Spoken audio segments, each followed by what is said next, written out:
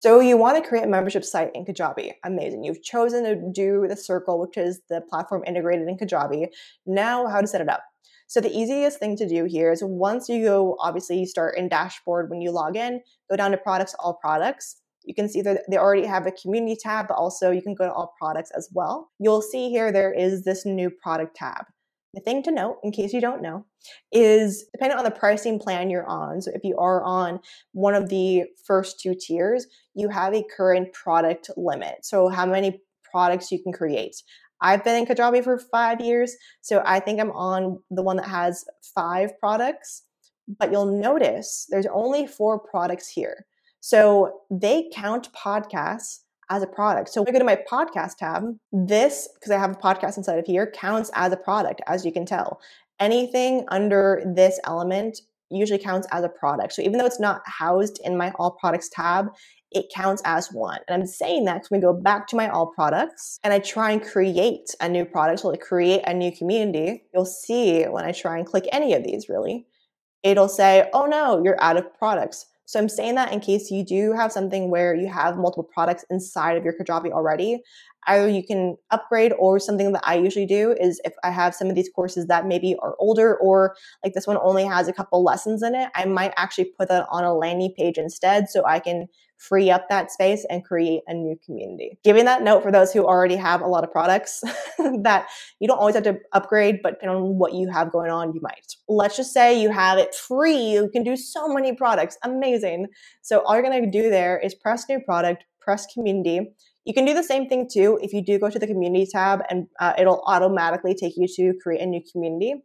And the steps you're going to follow once you press that is going to have you to create the title, decide if you want to have it be paid or not. You can skip it at that time. And also you'll see things like circles and your current photo that you have inside of settings, inside of your course instructor, which I'll show you in a second. It's going to be inside of here as well. It's going to auto kind of pull that information. Once you do that, it'll get you started and it'll take you to the dashboard. So I'm going to show you one of my communities that I have in here. As you can tell, they've separated between course and community.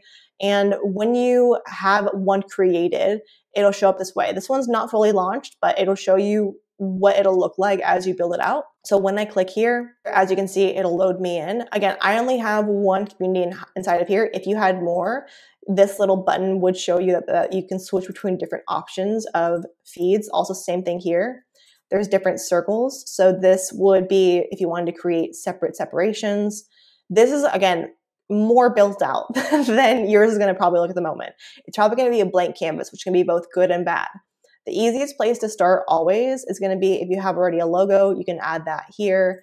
But it's going to be mainly these circles, kind of like channels and Slack.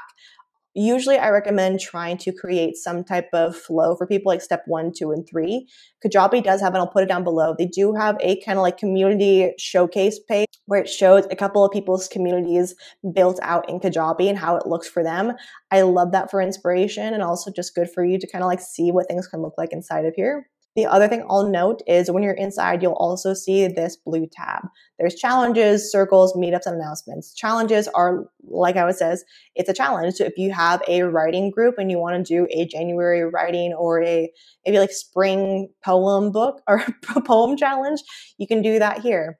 A circle, if you know of Slack, it's similar to a Slack channel. So that's all that the word circle means here. It's just creating these different Slack channels essentially that you can create. A meetup is kind of like similar to, it's an actual, you can do an actual meetup, but for most people who are doing memberships, let's be honest, it's mostly online. So usually for these are kind of like what would be a Zoom session or a Google Calendar meeting. Like that's where you're going to show up. And then announcements are pretty self-explanatory.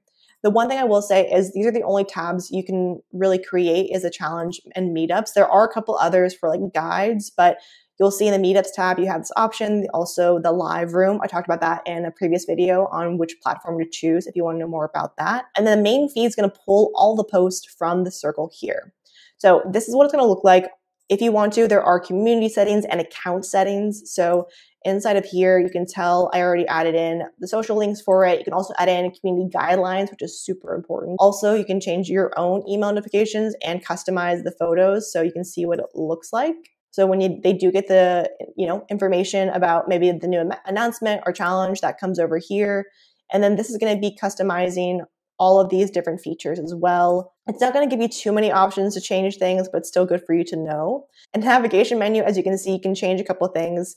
These are the main ones they give you to start off with, but if you wanted to, you could create some type of link. So let's say if you want to have a next steps link where maybe they join an even bigger course or something, you could have that here as well. So you do have the option to at least change the tabs that go after this and change the configuration of these tabs, but these ones kind of always have to stay. So that is what it looks like, kind of in a more fleshed out community. Obviously, these are where people who want to DM you can DM you and your notifications.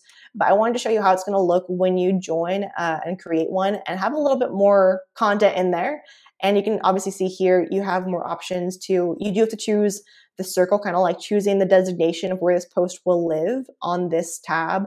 It can be in any circle you want. And then also you can create rooms like this one. So people can have that here. It will not go into your feed, as I mentioned in a previous video as well. For you to know and how things can look for you. If you have any questions, let me know. I know this is a very brief video, but to create a community is pretty easy, but setting one up and doing all of this can take time. So give yourself grace as you're creating all of the elements for this, because this is hopefully going to be a community that you keep for a long time and that people want to come back to over and over. So I'll see you in the next video as we share different ways to help you sell your membership, specifically on your sales page. It's different than how you would sell a course or any other type of product. So I'll see you over there.